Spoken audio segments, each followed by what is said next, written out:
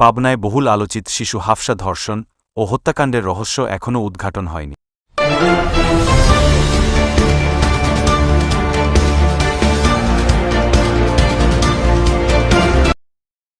দ্বিতীয় শ্রেণীর ছাত্রী হাফসাকে ধর্ষণের পর হত্যা করে বাড়ির পাশের জঙ্গলে ফেলে রাখা হয়।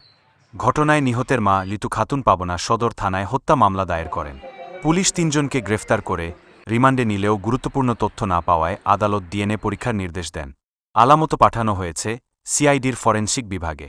পুলিশ বলছে দ্রুত রহস্য উদ্ঘাটন হবে, তবে তদন্তের ধীরগতিতে জন্মনে প্রশ্ন। এদিকে একমাত্র সন্তান হারিয়ে শোকে ভেঙে পড়েছে হাফসার পরিবার।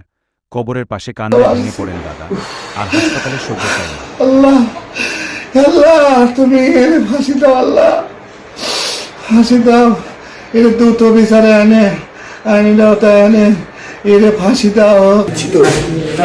অলরেডি জানাতে আসামিকে অ্যারেস্ট করেছি এবং তাদেরকে রিমান্ডে নিয়ে আসছি এবং তাদের রিমান্ডে দেওয়ার তথ্য অনুসারে আমরা আরও অনেক তথ্য পেয়েছি। যে এই হাফসা মার্ডারের আমরা পিএম রিপোর্ট পেয়েছি। আমরা খুব দ্রুতই এই মামলা রহস্য উদ্ঘাটন করতে পারবো আমাদের বিশ্বাস। মানে সর্বাত্মকভাবে বাদীকে আমরা সহযোগিতা করবো। আমরা নিজেরাও এবং বা মামলার আইও আছেন বা তদন্তকারী কর্মকর্তা সবসময়ই এই বাদীর সাথে যোগাযোগ রেখে যাচ্ছে এবং তারা আমাদেরকে